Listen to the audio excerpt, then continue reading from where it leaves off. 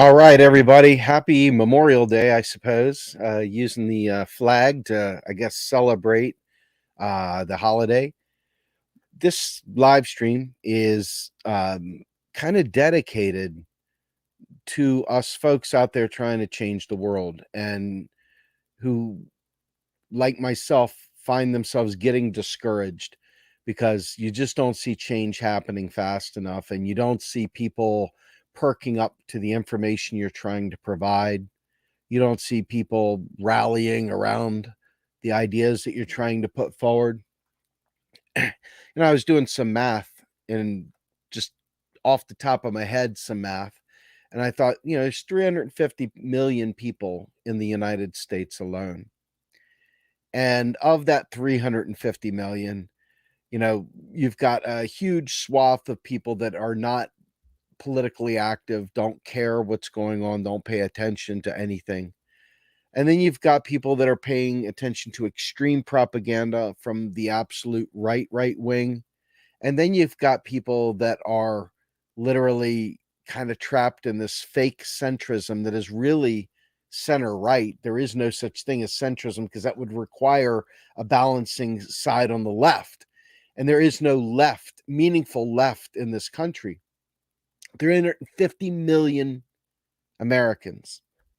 And I'm just using this country alone because it's much broader around the world. But 350 million Americans. Of that 350 million, I think there was probably, I don't know, maybe 1 million. I don't know where I'm getting this number. I'm pulling it out of my ass. But maybe 1 million understand or have even heard of modern monetary theory. And for the people that are rabidly against it, you look at the Rand Pauls of the world and stuff, and they are given more airtime to spew Ayn Rand, Rand Paul kind of nonsense than any of the MMT folks are given in any way, shape, or form. Even at the activist level, you've got most of them unwilling to talk about it, unwilling to consider it, unwilling to platform it, unwilling to dig deeper than the surface layer of the problems that we're dealing with in this country. I mean, the rush to immediately address the problems that we're facing with just sort of hand wave, fast food style responses should show us exactly how huge the challenge of informing people is. And you think about the stranglehold that like MSNBC and CNN have on your standard Clintonite, and you think about the stranglehold that places like Fox News have on the alt-right and even more, right? The alt-right has a lot of ways of getting information out to it. It's got the churches that get a lot of information to them. It's got the military that serves as a conduit for information. Pretty much every aspect of our life is funneled through that kind of propaganda lens. So the number of people that actually are aware of the things that any of us claim to be fighting for is absolutely tiny. Tiny. And you look at the people that are actually fighting for the things that we're talking about, and in there is fractures, many, many splinters of this already tiny little group. I was talking to my brother the other day about MMT, and he said something to me that really, really broke my heart. He said to me, you know something, Steve? He said, Rand Paul doesn't believe in MMT, doesn't believe it's a thing, thinks it's a bunch of left-wing craziness. And most people feel what Rand Paul feels. And the ignorance, the stupid takes, the dumb comments are what the average person hears. They're what the average person hears. And I don't know what it is. I'm just going to be honest with you. I don't know what it is, but the rank and file people that listen to Macro and Cheese, they don't share it. Our podcast, Macro and Cheese, most people don't share it. You look around on social media, it's not like even people that listen to it are actually sharing it and saying, guys, you got to hear this podcast. So we're up against insane odds with huge. I mean, let's just say out of 350 million, we've got 1 million people that are in our sweet spot. And the average person doesn't share the material, doesn't click the like button to help us get past the algorithms, doesn't leave comments, doesn't donate, doesn't do anything. So the main narrative is funded by billionaires and millionaires. And it's in everyone's freaking stink box, their fucking TV. And they get home from work, they kick off their shoes, they pet the dog, they grab a beer, they grab a Coke or whatever the hell else they do. And then they plop their ass down, dead dog tired from a day at work, and they flick on the TV. And do you think they're hearing MMT? Do you think they're hearing about a Green New Deal? Do you think they're hearing about climate crisis? Do you think they're hearing? No, it's a nonstop 24/7. We got to get guns out of people's hands. That's it. Thank you so much, Double K. Let me throw that up there on the screen. Always appreciate the super chats. But ultimately, we are up against huge odds. And we have got a very, very unwilling audience to share the content. I mean, think about it. Like I'm farting in the wind for 22 viewers, which is important, but 22 out of 350 million people. 22 out of 350 million people. And you think to yourself, I wonder how we can change the world. I wonder how we can make things better. I wonder how we can get this information to people. And a lot of people, they're not going out there sharing MMT information. They're not sharing the podcast. They're not sharing these videos. They're not sharing any of that. But then you go and you see the people that aren't talking about that, and they've got huge audiences. I don't know how you get through climate change without a massive amount of people knowing this stuff. I don't know how you get to where we all claim to want to get without a huge number of people understanding this. And you think about it, the micro fractures in the movement. I mean, there is so much ego in this movement that many will not even hear the subject of MMT. They won't even talk about it. And for those of you who understand what I'm talking about, this is modern monetary theory, which is an extremely important thing to know about. Very, very important. Now, you've heard Warren Mosler, if you've listened to the stuff I've done, talk about the fact that there was a handful of people. Matt Forstater said there was only a handful of people at the turn of the century that had even heard of it. And up till about 2010, most people still hadn't heard of it. It's had its moments where it's peaked up, but for the most part, it didn't get any play. The real progressives came in back in 2016 and started telling people taxes don't fund spending, and we were hitting huge audiences until the algorithms shut us down. So now we have to fight and claw for every single like, view, share, you name it. Every single donation dollar, you name it, everything is like a battle royale just to squeak out a noise from all the noise of all the distractions and all the insane stuff. Smashing that like button, even if you've got no one that follows you, helps this stuff grow because it gets this past the algorithm. But you don't realize exactly how deep the deficit is in terms of knowledge in our country, around the world, but in particular in the United States. We have literally so much to dig out. Today, of all days, Memorial Day, the average person is honor the sacrifices. honor the sacrifices of the men and women who died and went and fought for wars in the name of the United States. And on the surface, of course, those soldiers didn't really have a lot of say-so in where they were deployed. They didn't have a lot of say-so in starting a war. They didn't have a lot of say-so in any of that stuff. But yet at the same time, you wonder why we go to war. And everybody's got a million things that they want to talk about, a million ideas. But they literally don't understand the economic side of war. They don't understand who a currency issuer is, who a currency user is. They don't understand even there. Yeah, here, let's put that up. Very, very true. They don't even know what MMT is. So MMT quickly stands for modern monetary theory.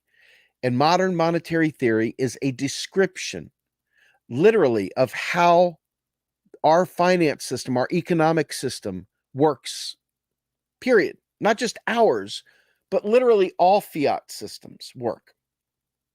And it even describes systems like gold standard, and it describes all of them, okay? So to not believe in MMT is kind of a stupid thing because it's really explaining what we have today. And why does that matter?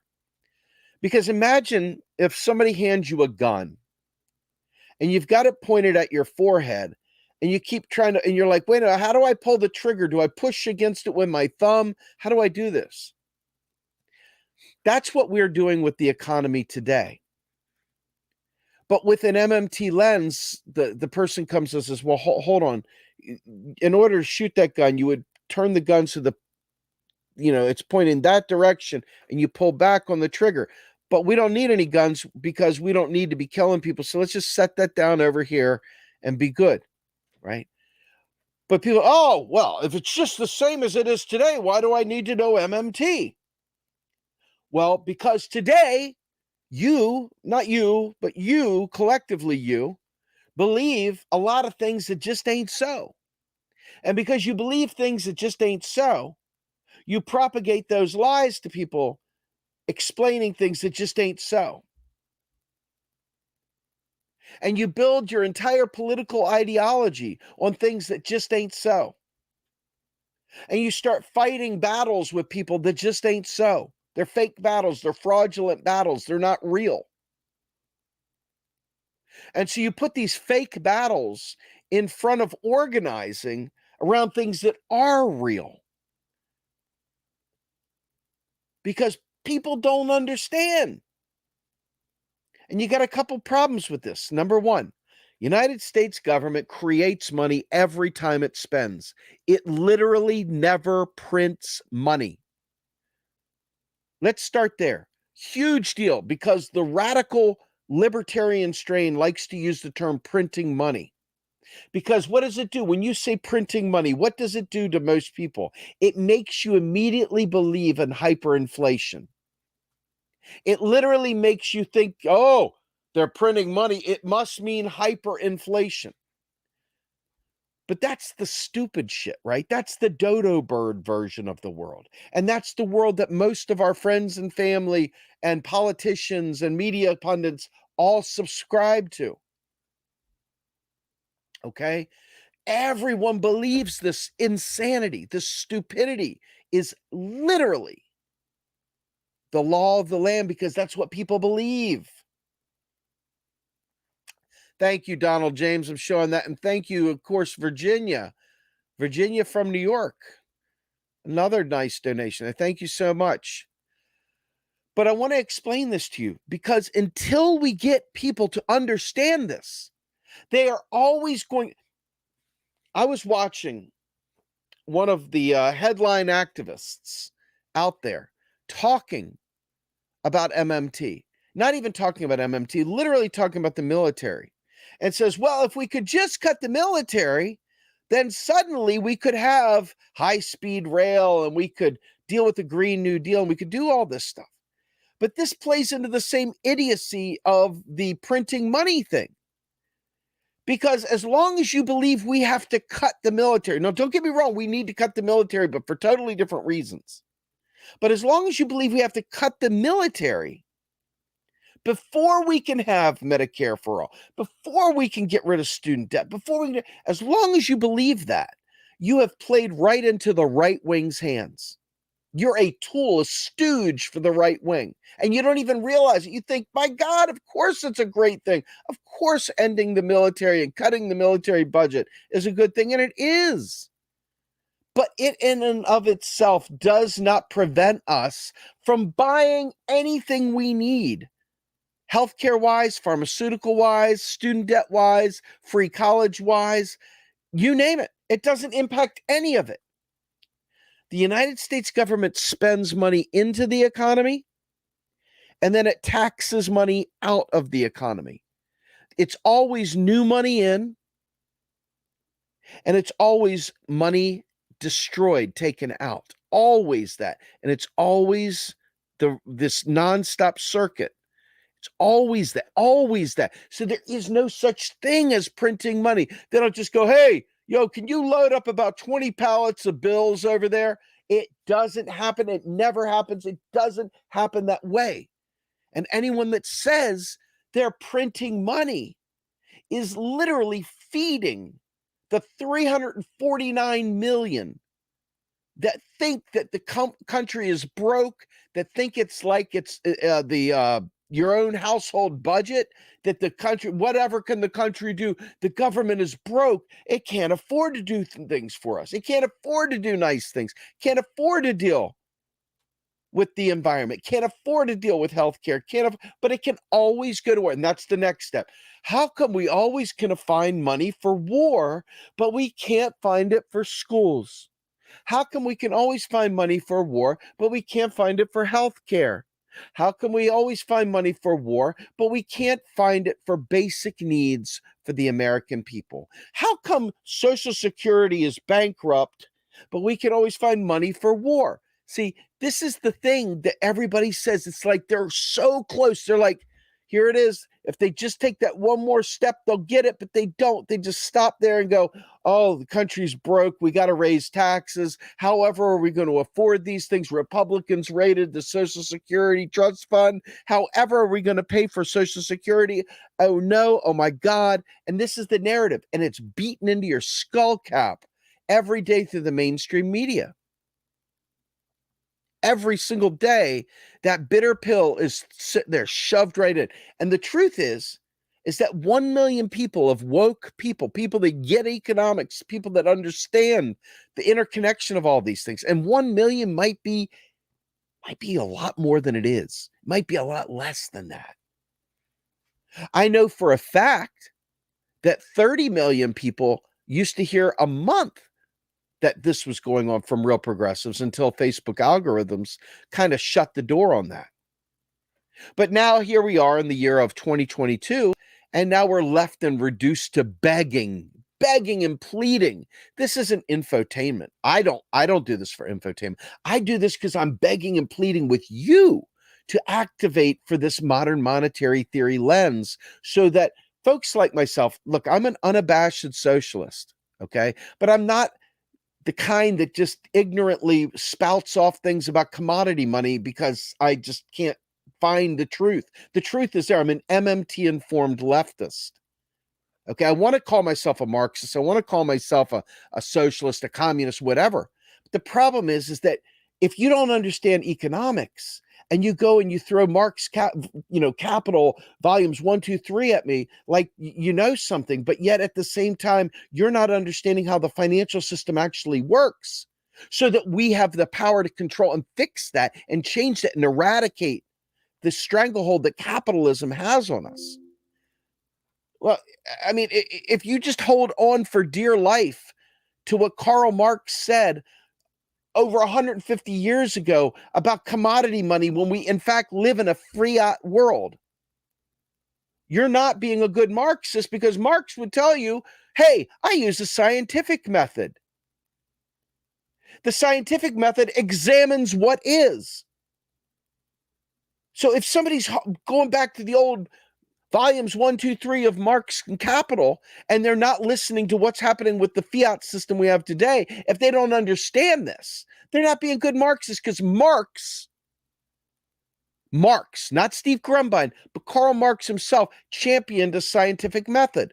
If you're a Marxist and you're not on board with MMT and learning how to work it for Marxists' sake, for the left, for socialism, if you're not figuring that out, you're not being a good Marxist. How about that? This is a bitter pill to swallow, because Marx didn't have contempt prior to investigation. He was a good guy. See, he wasn't like the people that reject information before they understand it. He was a good guy.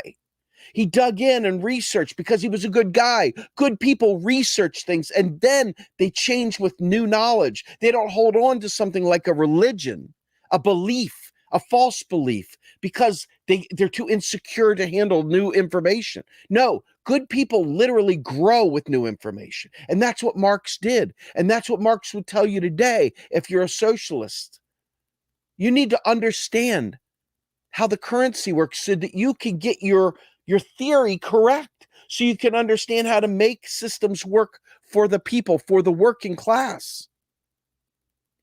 But as long as we allow that knowledge to sit in the capitalist class who is oppressing us, we will never succeed at anything. Ever. And this is my biggest problem. The most bitter pill I'm swallowing is that fellow travelers reject this information without investigating it. Or worse, the most horrific of it all is, instead of listening to MMTers about what modern monetary theory is, they go to Marxist.org to find out what MMT is.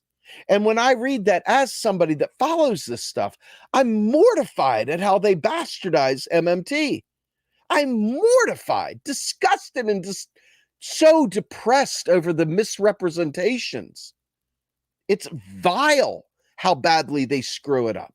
And these are our fellow travelers. In order to have the kind of revolution that we need, because folks, let me just be honest with you. It used to be that an Apache helicopter could just come swooping through with hellfires off the sides and knock out anybody. They don't even need to go that far now. Some twerp with a Slurpee in his basement can fly a drone and issue a drone strike on you now. Okay? So they don't even need to break out the hellfires. So the idea of these kinds of uprisings, with 1 million people maybe in the know, while 349 million people are clueless, and a group of people that are too good or unwilling to share this stuff on social media, you can begin to see how huge the challenge is. How huge the challenge is. In order for us to be able to transition, and everything, my goodness, everything about socialism, if you're a socialist, was always about moving in phases. It wasn't about staying stuck. It was about, as the material conditions change, you change with it. About how we understand the working class and its relationship with capital. Ultimately, the problem comes down to a lack of any kind of political theory underlying their thoughts and ideas. And going back to my little brother, I asked him, I said, who's paying you? Who's paying you to punch down on an activist that's spending his life trying to get this information out there? And he's like, no, dude, I'm not trying to punch you. I'm just trying to keep it real, man. He goes, everybody believes Rand Paul. Everybody believes Rand Paul, Steve. It doesn't matter how right you are. They don't believe what you're saying. They don't believe what you're saying. Not enough people know what you're saying to make a difference, Steve. I'm like, so should I quit? Should I just stop? Since we can't get people to share, since we can't get people to show up, since we can't get people to spread the word, should I just quit? Just going through these bitter pill moments, right? And then you got the tone police in the background. Well, you should say it this way, because after all, some sensitive ears can only handle things in a certain sensitive way. And it's like, well, fuck's sake, for these people over here that don't want to hear that sensitive shit, they want to hear somebody who's ready to fight. That's what they hear. But then you got to have the person over there with the very, very feckless handshake. You need those people too. The hand's so wobbly, it's like a noodle. Here, let's shake your hand. You know, it'll gross me out, but to each their own, right? Okay, everybody needs a different voice, different perspective, a different way of saying things. There is no one person that's going to ride through the night like the herald of Jesus Christ that brings them all together. It doesn't work that way, unfortunately. Unfortunately, to make things stick, it's going to take a lot of different voices from a lot of different angles saying it in a lot of different ways. The people that don't want a wimpy voice going out there and crying about this, or the people that want, a strong voice or whatever, or don't want, you get my point. There's always somebody belly. You could have said that differently. Oh my God. Yes, I probably could have. Am I not appealing to your bourgeois friends? I wasn't intending to hit your bourgeois friends, was I? I was intending to hit people that can relate to my message, people that are having a rough go in life, people that aren't living La Vida Loco and got the world by the short hairs. I'm talking to people that have teeth rotting out of their mouth, that are suffering immensely. And I'm pissed, and I want them to get pissed so we can get motivated to get activated to make some change. But MMT shows us that anyone, including yourself, could create currency out of thin air. Anyone could. The difference is, can you get it accepted, right? Will somebody take your IOU as payment? And if you can build an economy based on that, great, knock yourself out. The reason why the United States dollar holds with all the attacks and all the other stuff, aside from having a standing army around the world, and aside from being used to buy oil, and aside from all these other things, the primary thing, because even if we lost the quote unquote petrodollar, even if we were no longer the world reserve currency, the United States government would never go insolvent on debt denominated in its own currency because it can buy anything at once that's available for sale in its own currency. And let me tell you why that will always be the case. Because as long as the United States government can levy a tax payable only in its currency, you will need that currency, whether you like it or not, whether you've lost faith in it or not, or whether you've gotten a willy and just don't like it or not. Guess what? You can have all the shit coin in the world, but at the end of the day, when it comes time to pay your federal taxes, guess what you must pay them in? You must pay them in US dollars. You must pay them in US dollars. So guess what? Guess what happens? You go to jail, right? Or you lose stuff. Believe me, I know this all too well, sadly. I got fucked over royally with an ex-wife and a divorce from my own taxes. And I'm still, even though I had a court document agreement that said I would get to claim my children on my taxes, they went ahead and did it anyway. The IRS says, I don't know what to tell you. That's between you and them. Take them to court. We first come, first serve. Whoever claims kids on the taxes gets to keep them. Well, all of a sudden, over the years, all my returns got rejected. And now this huge amount of IRS debt is sitting there staring me in the face. Not because I fucked up, but because I was cheated. But there's no recourse unless I'm willing to spend more money that I don't have to go get a lawyer and fight and all the other shit that goes with it. Okay? Not only did I not get any of the COVID relief checks, I didn't get any of the stimulus money ever, because I owed back taxes because of this fiasco. So just trust me when I say this. You will always need US dollars, not because you like it or have faith in it or whatever, but because if you don't, you won't be able to pay your taxes and you will get all kinds of fucked up. You will get all kinds of fucked up. That's why you need the dollar, and that's why the dollar will never go out of style, and that's why all the gibberish, the useless, worthless about the end of the dollar is just, if you know, you know, and you laugh at them. But the more you laugh at them, the more you realize how fucked we are, because their ignorance of this stuff is literally preventing us from doing anything. It's literally got us stop, locked in neutral, locked in reverse. while simultaneously the crushing power of capital, the crushing power of the establishment is working it on the other end. On this side, we've got an unbelieving revolutionary force that absolutely refuses to be educated and absolutely will not unite behind this truth. And then on the other side, you've got an oppressive establishment that says MMT is bunk also. So I want you to think about what I'm saying here. This is the bitter pill.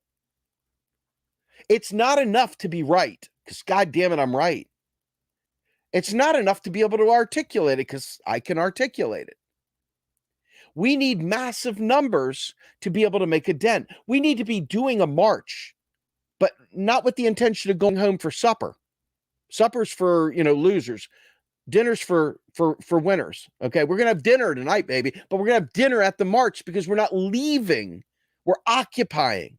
And we're occupying outside of the Federal Reserve. And we're occupying outside of the Treasury. And we're occupying outside of Congress. And we're occupying outside of the media buildings that we have. And we're literally locking arms and blocking both sides of traffic as we walk down the street, explaining climate change. We talk about the fact that they have been using austerity to kill us, to keep us from our purpose in life, to keep us from succeeding, to keep us from leading a reasonably happy and healthy life.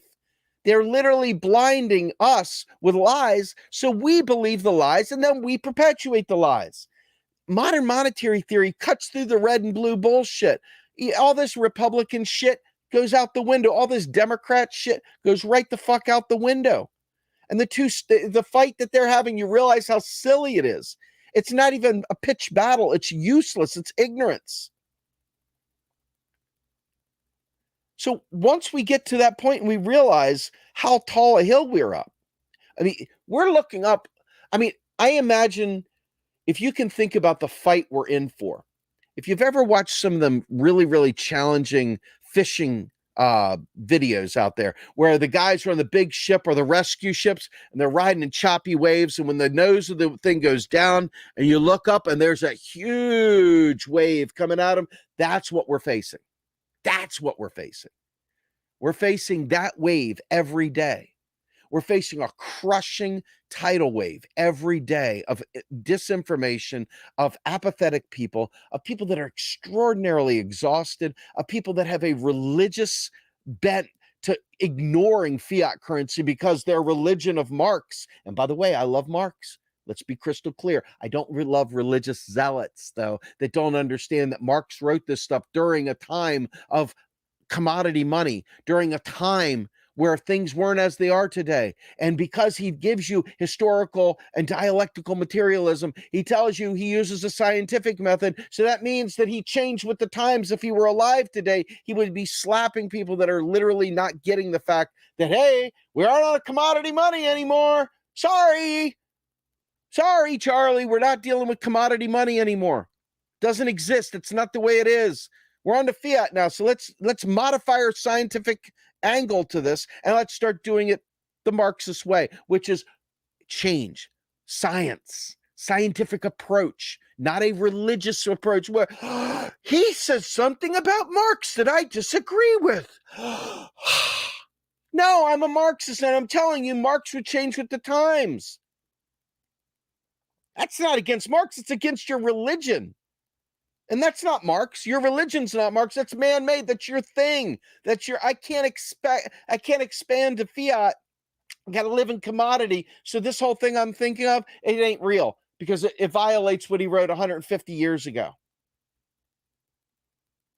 We need a mass movement, and that means all of us lefties, the real lefties out there that are struggling and hate life because everything we see is done through the lens of capitalism. Everything we've done is neoliberal. Everything we look at is there's no haven for the raven. We need to become a safe place to learn, and we need to disabuse ourselves of any kind of mythology that leads us to ignorance, that takes away from the scientific method that Marx championed. Okay? I'm going to say that again and again, that Marx championed. He didn't champion commodity money. He championed the scientific method. He championed historical and dialectical materialism. He did not champion commodity money. gold-backed money. He didn't champion any of that. So grow up, Peter Pan, Count Chocula, and get with the program, okay? So why am I saying all this stuff? Well, because if you want, hypothetically, let's just address the concept of revolution. Clearly, the contradictions found in capitalism have not reached a pitch where we've got millions upon millions of people that are ready for revolution. We just don't. I wish we did. I'm ready. But then again, I've got teeth rotting out of my mouth. So every morning I wake up feeling that pain. I'm ready. See, there's a lot of bourgeois in this movement, a lot of people that live la vida loca, live a pretty damn good life. And they're not willing to give that up. And I'm not sure they would need to give that up. You understand? Socialism isn't pauperism. Socialism is shifting the balance from capital owning the means of production and labor selling themselves to the capitalist, and in turn, owning their own labor and owning the value that they produce. Now, my experience, sadly, with the rank and file individual is that most people won't take any initiative on their own without a leader. Sorry, anarchists. Sorry, people that don't like hierarchy. My experience is the average person will not work on anything without a leader sitting there holding their hand, forcing them to do it. I think part of that is because of the stain that capital has left on us. I think that's because so much of our population has been dumbed down. I think that that is a direct result of us being treated as slaves without having the plantation to confine us. I think that a lot of that comes down to the fact that we have been propagandized to the extreme to believe the things that we believe. That does not change the fact that we could fix this. The bitter pill is, can we get those marginally well-off people, the people that are just 1 inch above the pig slop, to realize that if they continue their life of leisure and they refuse to learn. Now, I want you to understand something. Without having them, you're always going to get centrism. You're always going to get the next Hillary Clinton. You're always going to get the next Michelle Obama. You're always going to get the next Bill Clinton. You're always going to get this because they have no imagination beyond that. That's it. It's definitely a very unfortunate thing. There's a lot of people, even now, that will give Joe Biden air cover. Shameful that they'll do that. There's nothing about Joe Biden that should ever be given air cover. But because the Republicans are so much worse, we feel some weird paternal instinct to defend the stammerer in chief, who is not doing anything for us at all, folks, at all. Okay? But because we've been so dumbed down and we've allowed the propaganda of vote blue no matter who, and Republican this, Democrat that, because we've allowed that cesspool of ignorance to warp our brains, this first past the post warping of our brains, we have allowed neoliberalism to have a strong foothold in our very lives. And so when you think about this, Memorial Day friends that are so celebrating the United States and all the war veterans, etc. When you understand that the vast majority of all of our wars are just simply to clear markets. They're to prevent communism from knocking out our capitalism. They're to prevent people from taking ownership of the means of production to ensure that privatization schemes win. Our wars are not there to protect and serve at all. Neither are our police there to protect and serve. They're there to protect capital, and they're there to prevent us from stealing from the wealthy. That's it. They're not there to help the poor. You look at the poor as if they're already somebody that's a criminal. Just a fact. So while we're sitting here talking about how we've got all these new people that we can reach, all these different people that we need to reach, how do you suppose we reach them? I'm going to talk to you about Bernie Sanders' movement for a minute. There was a lot of burners, and I was a burner, but there's a lot of burners out there that don't listen to anything that Bernie didn't say. If Bernie didn't say it, it didn't happen. It doesn't exist. Since Bernie didn't say taxes don't fund spending, most 99% of them were like, well, Bernie said, Bernie didn't say, why didn't Bernie say? That they're waiting for permission from someone. They're waiting for permission from someone to acknowledge reality because they've got to have that leader. So this idea of a classless, no leaders, no bosses, no hierarchy thing, maybe in some future world, it ain't happening anytime soon here because people are still like sheep waiting to be led somewhere. They can't think for themselves. They don't think for themselves. And ultimately, we end up stuck in the same thing over and over. That's your bitter pill. When you're in a bad relationship and you go to a good therapist, the good therapist is going to tell you the reason why these patterns happen is because you guys are doing a dance. In order to stop the dance, you've got to break the pattern. So you've got to do something different. Okay. Okay. But people never do something different because it's comfortable. The sick, twisted dance that they've been so used to doing is what they're used to doing. And that's what they continue to do. That's what they continue to do. So, I think to myself, how do you get past that? Obviously, if I had all the answers, it'd already be done because this is the single most important thing to me in the world. But I believe that what we're going to need to do is there's like a dichotomy between the ease of being able to sit there and talk to a YouTube channel and talk to a large number of people at a given time and be able to present ideas.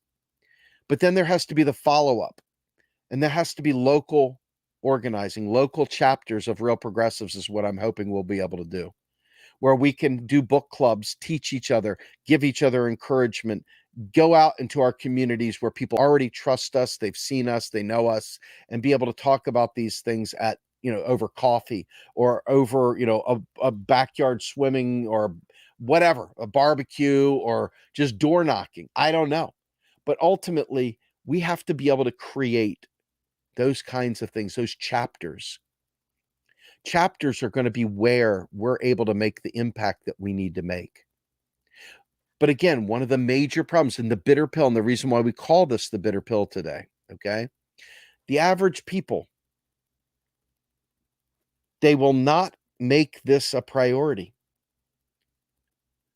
They will go about their lives. They will do a bunch of, whatever inconsequential things. They'll dust, they'll mop, they'll clean things, they'll cut grass, they'll do a bunch of other things to the exclusion of this, not like in addition to this, to exclusion. We all got to take care of life. We've all got to clean up our ass. We've got to, take a shower. We got to do stuff. But the average person does not prioritize this. And, one of the most challenging things is we've got a very, very short window of time to address this stuff. We've got a very, very short period of time. And it's a timekeeper called physics. It's not a human being. It's not, an ideology. It's called physics. And unless we're able to activate and organize and really make our presence known in the streets, etc., we are literally going to get swept away by one of those tsunamis. I mean, the coastal regions are going to get decimated. There's going to be drought. There's going to be poverty. There's going to be water wars, resource wars, more than there already are. So the cost of failure is everything. The cost to get involved is to prioritize this. And maybe your house isn't as neat. Maybe it's a little bit messy. Maybe you prioritize doing this over other extracurricular things. Maybe this becomes the most important thing to you because you realize time is of the essence. And if you don't do this, there's no hope for the future. I don't know. I mean, the other challenge here is this: people assume that riding a bicycle, eating vegan or vegetarian and not, contributing to big ag and stuff like that, somehow or another, that's going to make the dent that we need to make. And I'm here to tell you that while that's certainly part of the part of the deal, it's such a minor part of the deal that if we don't control the overall energy consumption in this country and the world, but in particular the global north, which has an extremely outsized energy consumption, and most of that consumption is not rank and file people. Our military is a huge polluter. Our industries are huge polluters. Our vehicles and the kind of transport we have are huge polluters. So we have to have a macro solution to things. It may feel good to ride a bike, and it's probably very healthy to ride a bike, and I'm not discouraging bike riding at all. But I'm saying it's more feel good than real. It's more symbolic than anything, because the real change has to come at that macro level. We need to get away from fossil fuels, period. We need to either go into the lab and create lab meat, but we've got to get away from the farts of our cattle. We got to get away from mass producing cattle. We got to get away from a lot of things. That's going to require a very, very bold, direct move of activism, because the Democrats certainly aren't going to do it. No matter how many people want to tell you, oh, the Democrats, I'm telling you right now, the rank and file Democrat is about as awake about issues as Rip Van Winkle. They're in a coma. They're in a vote blue coma. They're in a coma that is almost impenetrable. How do you change what they believe when what they believe is based on their own comfort? I think about The Matrix, and I think about when what's dude's name? The dude that gets the steak. Oh my God. Oh God, why am I forgetting his name? Please, somebody give me his name. But when the guy says, hey, I want to be reinserted back into the Matrix, and he's sitting there eating the steak, he's like, I know it's not steak. Not Neo. God, it's killing me. Oh my God, what is his freaking name? Cypher. Yes, thank you, Roxanne. Good God, Cypher. Yes. As he's sitting there eating his steak, he's like, I know it ain't real steak, but damn, it's good. I would much rather live in a fake world and be happy than actually wake up to the truth and take action. It is one of the scariest thoughts to wake up when you unplug, you crack the thing off your neck, and you see everything's bleak and shitty. When you realize that people are starving, when you realize that people are literally in pain and scared to death for how they're going to make their bills, scared to death about their health, and afraid they can't go to the doctor because if they even get a blood test, they get a $700 bill for it, right? I mean, we're stuck unless we organize, unless we do these things. And we have to take the bitter pill. We have to take that bitter pill, and we have to accept reality for its own purposes so that we know how to defeat the powers that be. Because as long as we sugarcoat reality, as long as we keep pushing false hope and false institutions, we are not going to take the steps that we need to pull the Band-Aid off.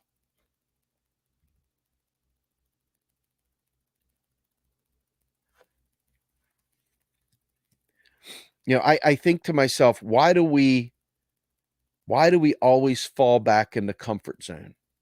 When the pandemic was going on, as bad as it was in some ways, it was great in others. For the first time in forever, you could see China from outer space because the smog had been cut down. No joke. We had cut emissions insanely during the pandemic. But immediately, when fucking idiots wanted to reopen, not realizing that we had the power to make everyone whole and do things right, really roll out telework, really find a job guarantee for people, really make sure people are serving in their local community instead of driving 3 hours away for a job that they don't need to go to. Instead of actually taking those steps, we just reopened and everybody went back up and the fucking carbon footprint went through the roof. We're back to worse than we were before the pandemic. This sick mindset is keeping us from actually taking action. Jesus, Greg, I see that. Look at this. Oh my goodness. That's horrible, man. That's horrible. So, this is a great question. Is it dangerous to promote certain behaviors like recycling and replacing your car with a bicycle? Does it reinforce the message that ordinary people are the problem? Yes, I think it does. In fact, if you think about this, it's kind of a form of punching down. But I'm not as into or worried about the sensitivities and sensibilities. I get annoyed. Sometimes you got to punch down because sometimes people are saying stupid shit.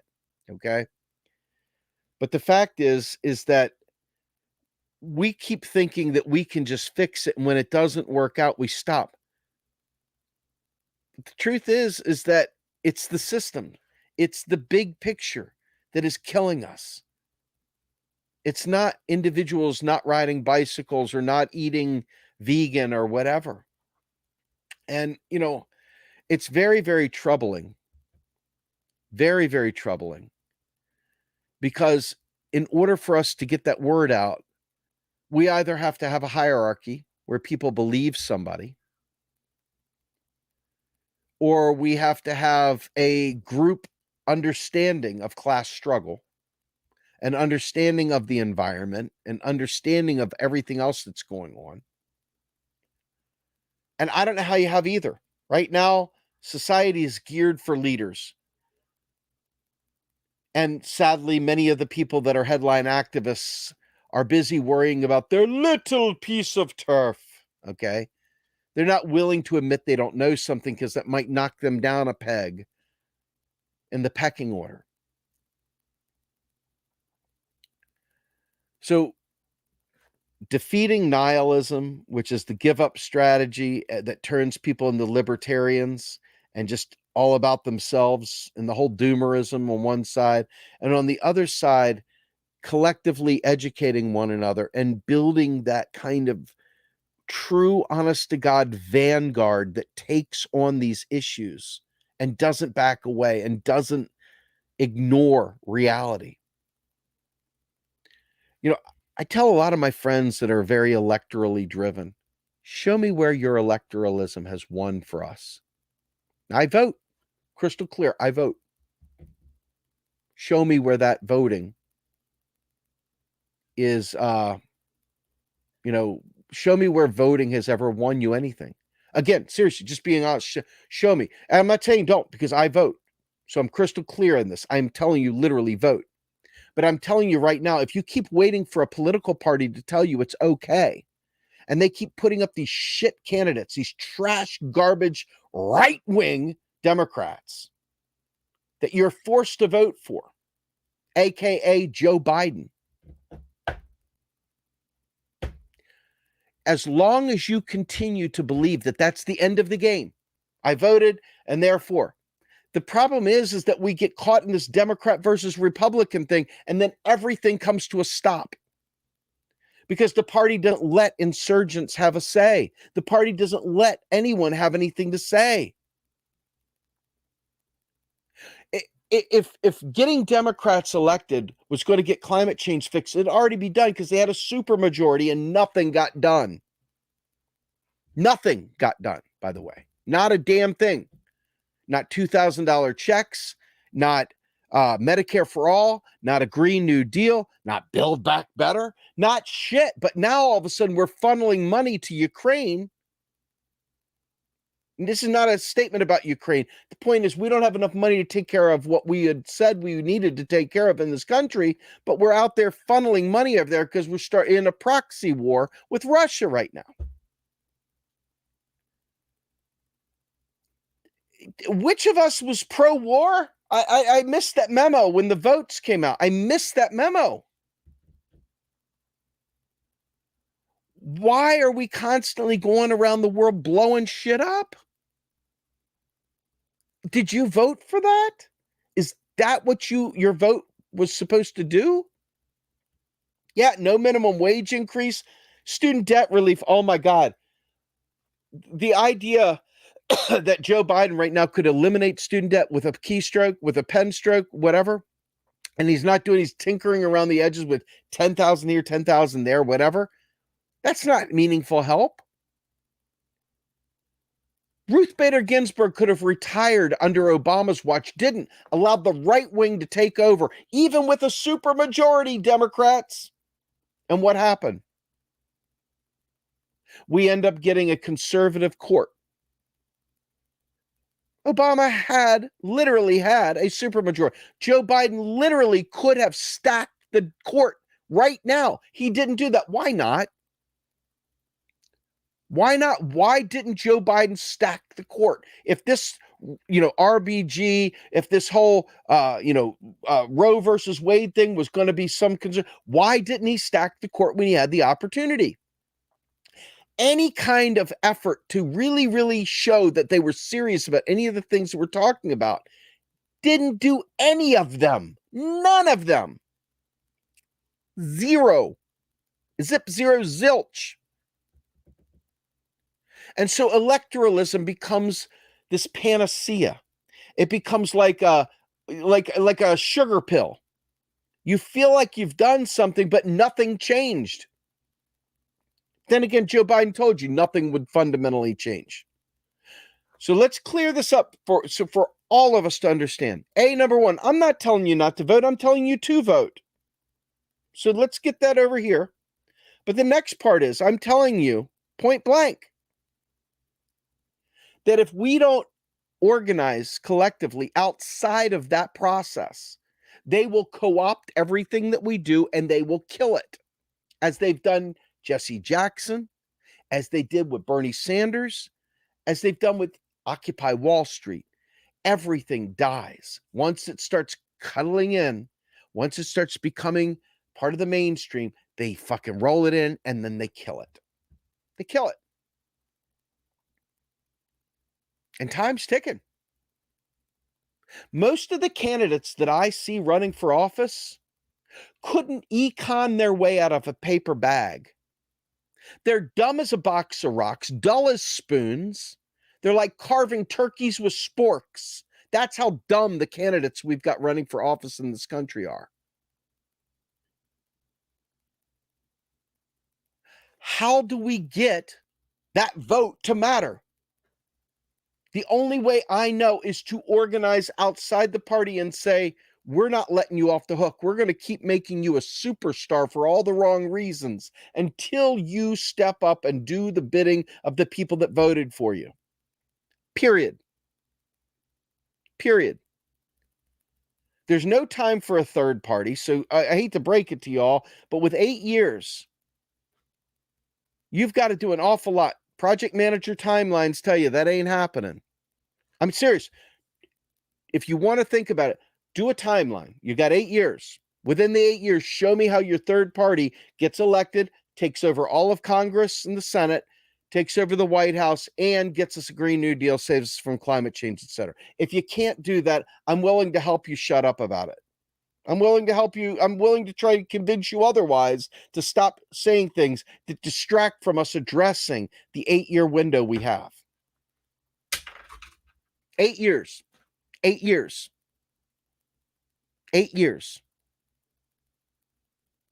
8 years. You've got to focus on what matters right now. It doesn't mean focusing on, think about this.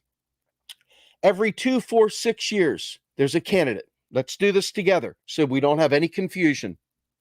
Candidate A is sitting there running around telling everybody, I need to get elected. Help me get elected. What do you stand for? I don't know yet. Can you help me come up with a policy? Yeah, sure. We'll come up with a policy platform for you. So here's your policy platform. Well, nobody knows who I am yet. Can you help me get to know? The Green Party doesn't do any of that help for you because they don't have they don't have money and they have nobody to help you. So the Green Party isn't getting you elected. Trust me, I almost ran, decided not to, when I realized how little support they provide people that are going to put themselves on a line to be a candidate. Democratic Party. Well, sure, you can run as a Democrat, but you're only going to get the support you need if you're part of the machine. If you haven't been years and years and years of Democratic vote blue machine rigging, then you are not going to be the one that they support. You're going to be another one that also ran. Okay? You're not going to get the support. They're going to bring if you dare even make a little bit of a fuss, they'll bring the Obama, Clinton, Clyburn machine in and crush you like they did Nina Turner. Okay? So voting, getting someone in there that understands what's going on and can actually make a difference, it's huge change here, folks. There is a huge chasm of difference between what they'll allow to get into office and what you think you voted for to get into office. So assuming you're always going to get some kind of shitty candidates, the best of the shit, right? You've got to be prepared to organize outside to make sure that they deliver. Ro Khanna, I'll give you an example. Ro Khanna knows modern monetary theory. He does. I assure you he does. I know for a fact, I've talked to him personally. I know the man knows MMT. But if you look at what he posts and you look at what he champions and you look at what he says, you would think that he's just like fucking Robert Reich or Paul Krugman. The things he advances, they don't sound that much different than what Rand Paul would say. I mean, he has a different take on what you should do with the information. But at the end of the day, he's still producing the same trash, garbage economics. That's Ro Khanna. Do me a favor. I see a name here. Cisneros. Okay. I want you to do me a favor. I want you to ask Cisneros what she thought of Stephanie Kelton's The Deficit Myth. My guess is she never bothered reading it. And if she did bother reading it, I don't hear her talking about it. That's a problem to me. That's straight up a problem to me. Nina Turner. God love her. She was a great champion for Bernie Sanders. But when she could have made the kind of bold statements she needed to make to energize people, she didn't do it. She didn't show me anything with an understanding of how the economic system works. And if you're running, think about this. If you're running for Congress, the House of Representatives, Article 1, Section 8 gives you the power of the purse. When they start implementing austerity and you voted for them, I want you to think about this. When they start implementing austerity and they start reducing deficits and it starts killing the poor, will you take ownership for that? I want to know if you'll own the people you voted for's behavior. If you will own the fact that Biden is celebrating $1.5 trillion in deficit reduction. I want to know if you'll celebrate and you'll own the death that comes from austerity. I want to know that you'll own your vote. I want to know that you'll own that austerity because austerity is murder. I want to know that you'll own it because you voted for it. You voted for that. I want you to own when people say they're going to raise taxes and cut spending because they've got to balance the budget or reduce the deficit. I want you to know that when you vote for those kind of people and the pain and suffering that comes from it, I want you to own what they've done because you, in effect, did it by proxy. You voted for them. You gave them the bullets to shoot at people, and they shot ignorantly. They don't know any better. But when you reduce the deficit, you're reducing someone else's food supply. You're reducing someone else's income. You're reducing their ability to survive.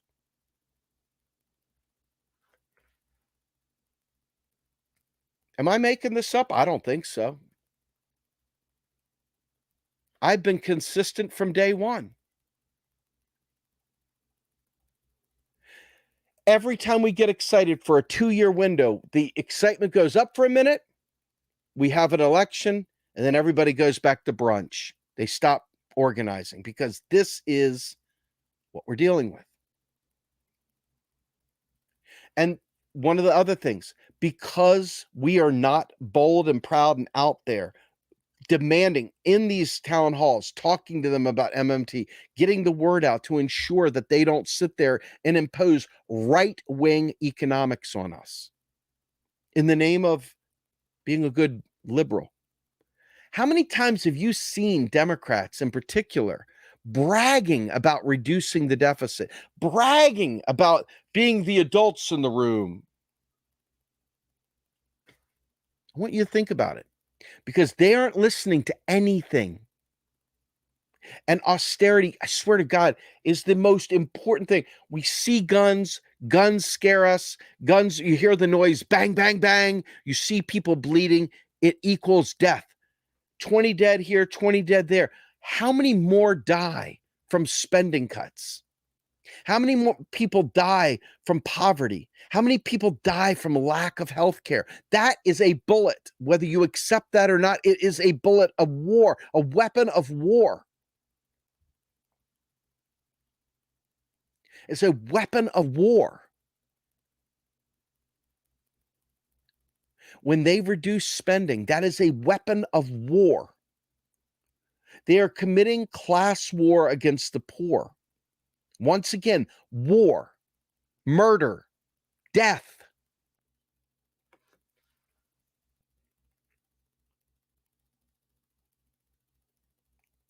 So what do you do with that? I mean, again, I vote, period. And every time I vote, I feel disgusted because I know the person I just voted for is going to do things that are going to harm my family. Even the good guys are going to harm my family because they're too fucking stupid to fight for the right things.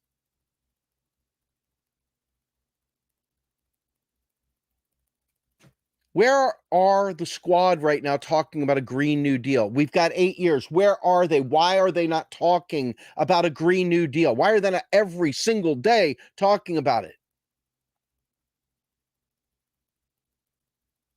And then when the election dissipates and everybody goes back to brunch, who is fighting for climate crisis again? Who is fighting for a Green New Deal?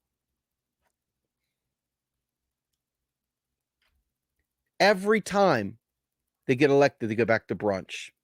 You're right. We don't have 8. Let me tell you, yeah, I'm glad you said that. We don't have 8 years. What we have is 8 years to have actually pulled CO2 out of the air, out of the atmosphere. It is to put mitigation strategies in place, actively working to keep the carbon below that 2% level or 2-degree level. Unfortunately, what's going to happen here? What's going to happen, unfortunately, is that we're going to end up just mitigating things, if that, because we're not going to take the important steps we need to take. So I don't think a vote strike is good. I think literally getting there, showing up to town halls, showing up where people that are normies are, right? Normies, people that aren't alternative media driven, that aren't understanding MMT, go where the normies are and talk to them. Go to the town halls with signs and leaflets and be prepared to talk to them. Go into your communities and talk to people. Organize with your friends and talk to people. Hold book clubs together and talk to people. Learn the stuff and teach each other. Each one teach one, each one reach one. My friend Eric Kessner says that voting is your ante into the game. You're playing poker, you're ante up. That's the vote. It's all the rest of the stuff that you've got to do. All the rest of the stuff after you've done that, that is going to be what matters. all the stuff that we have to do to get people to pay attention to these things are what matters. Because we don't have the numbers, folks. And the dumbos that do have the numbers are going to lead us to death. They're going to lead us to death.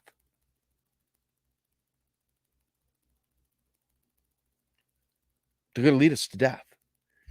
And I look at my alternative media friends who have access to larger platforms, larger people. They won't talk about this stuff. But they got huge numbers of people. But they won't talk about it. And I ask myself, what are they doing to mitigate climate change? What are they doing? What are they doing? What are they doing to inform people of stuff other than just regurgitating something some other alt media person said? What are they doing? What are they teaching? How are they getting people to line up to fight for this? I don't see it. I do not see it. So in our own midst, we have very, very feckless movement right now, unwilling to each one teach one, unwilling to each one reach one, and everybody's got their vote blue no matter who hat's still stuck glued to their head, not realizing that that's just the smallest entry points. The real work is out in the streets, is talking to one another, is organizing, is teaching one another, and really, really, really finding strategies to collaborate and to take direct action. Because if you thought voting your way to the finish line was going to get it, we'd already be there. You all voted really hard to get Joe Biden in there, man. You voted really, really hard to get him in there. What do you got to show for it? What do you got to show for it? I'm not saying that you shouldn't have voted. I didn't vote for Joe Biden. But I'm. What do you got to show for it? Seriously. What do you got to show for it? What do you got to show for it? Democrats are still pushing more drilling. Democrats are still pushing more fossil fuels. Democrats are still pushing deficit reduction. Democrats are still pushing all the things that we're saying we're against. I mean, it reminds me of Napoleon Dynamite. Vote for Summer. Vote for Pedro. Just a bunch of bullshit, a popularity contest, nothing getting done. It's not even gridlock. It's mass propaganda. We're stuck. And no matter how hard I work, no matter how hard our team works, no matter how hard you work, we're up against a resistant community, people that aren't MMTers, that don't think it's important to know MMT, people who think it's a government psyop or just maintaining capitalism or some other yak-off type of concept that they come up with for why they don't want to fucking deal with it. But the fact is that if we don't get single-minded in advancing MMT, advancing a Green New Deal with the healthcare associated with it and ending fossil fuels, etc., we're going to continue getting wars for resources. We're going to continue having all the problems, the class war and the austerity that have been destroying us from day one. From day one. So I'm hoping upon hope that we can find a way to build a parallel system against the duopoly and organize as such, because there's so much that has to be done that literally party bosses will squash you. If you're in the beast, I've got friends that are in elected offices and they are squashed. They're squashed by the party apparatchik, all the party, longtime party people that know each other on a first name basis, walk in, shake hands, hang out, play Democrat gatekeeper. These local folks think they're king shit on a silver platter, man. They act like a mall cop. They act like a mall cop. And so you ask yourself, how in the world do we do this if we're always protecting the Democrats? I see a lot of people out there that literally punch down at activists rather than punch at the Democrats that aren't doing their job. And that to me is a repulsive behavior. It's a disgusting disgrace. People have every right to call out that they aren't getting their needs met, that they're struggling, that they're suffering. And if your first impulse is to defend Democrats at the expense of the people that are suffering, you've really fucked up. You really fucked up royal. You chose the wrong people to defend. I will always stand with the people that are suffering and struggling. I will always side with them because they are desperate. And that, my friends, is the bitter pill that we talked about today. I hope that any of what I said matters.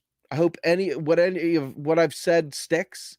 I hope that our group can literally get off the schneid and create chapters so that we can teach people MMT in each community so that when they go to their town halls, they're equipped to push back on their elected representatives and say, well, how come you said this when the fact is the government always creates money? That's why we always have money for Ukraine. That's why we have money for war. That's why we have money for Israel. That's why we have money for all these things, because we create money out of thin air. But the minute you try to help the people, you come up with, oh, it'll be inflationary. Why wasn't it inflationary to do that? Why was it inflationary to do all these other things? It's only inflationary when you try to help us. And the reason that is because the gouging that occurs up here when they know that the government is stepping on their gravy train.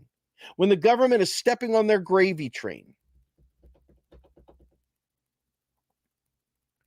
So I'm hoping that we learn how to talk to normies, that we get people to have the patience to deal with normies. And worse, that we get people that are willing to deal with our lefties, the people that are supposed to get this stuff, but that are still throwing out Marx Das Kapital Volume 1 to say, see, we have a commodity money. I hope we have enough strength in there for people that have done the reading, that understand MMT, to disabuse our friends in the Marxist community as well. Because, folks, we're not getting anywhere if we don't get this. It's that important. It's that important. So I have got some really kick-ass interviews coming up. Fadl Kaboub will be coming out this Saturday on Macro and Cheese. I've got some really, really cool guys that I'm going to be interviewing here also. Guy's name is Kerry King. He's out of University of Texas. His focus is on energy. So I'm going to be interviewing him soon for Macro and Cheese as well. And of course, follow me over there at Status Quo when I do Let's Get Ready to Grumble. We missed last week. We'll be having a show this week. But also check out, the Rogue Scholar here Monday, Wednesday, and Friday, usually at noon, usually for less than an hour. Today being a holiday, I took some liberties. But otherwise, I hope that you guys will learn MMT. Come to our website, realprogressives.org. Go to the Modern Monetary Theory Basics. Look at our media channel. Check out Macro and Cheese. Folks, Macro and Cheese is where I put all my energy. Most of my energy is in Macro and Cheese. It is a really, really good podcast. I mean, I'm telling you this. Obviously, I've got it's mine, so I care. But I'm telling you legitimately, it's a damn good podcast, and almost every one of our episodes are forever kind of episodes that you can listen to, even the first ones, and they still matter. We try to keep all the information as universal and truthful and as actionable as possible. We are not a current events hack shop. We don't go chasing headlines. That's not our game. We're here to educate you for the long haul, to provide information to help you activate on the things that we all say we want, but don't quite know how to get to. And so with that, I am Steve Grumbine with the Rogue Scholar, and I hope you guys enjoyed today. I enjoyed it, and I'm out of here.